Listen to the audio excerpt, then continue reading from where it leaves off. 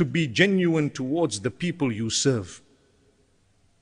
Be genuine, be kind. There might be some who will speak to you a little bit rough. No problem, you're in a position of authority. You can excuse their roughness, but what are they saying? The other day I mentioned how I was trained to correct yourself when someone corrects you and they are right about what they have said.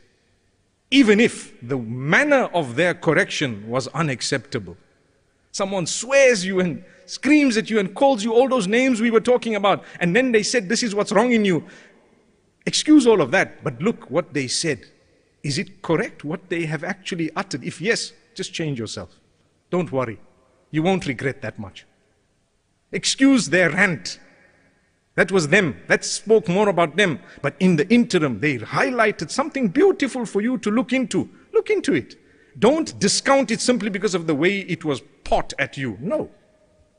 My beloved brothers, my sisters, being genuine towards those whom you are serving is to put yourself into their shoes and to think about their issues and their problems in whatever department of government you may be in.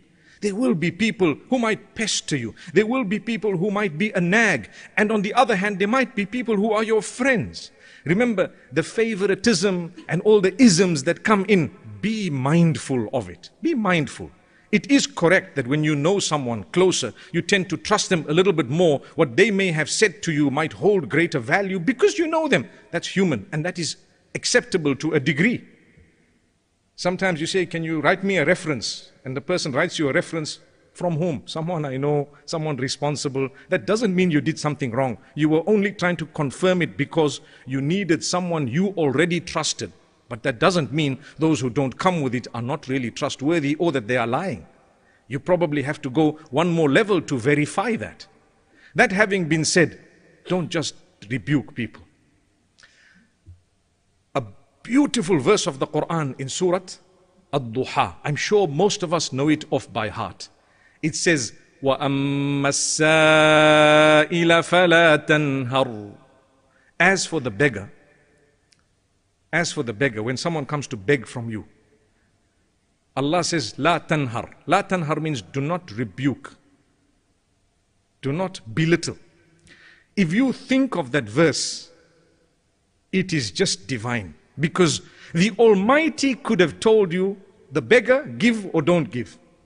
Right? If someone says, what should I do when a beggar asks?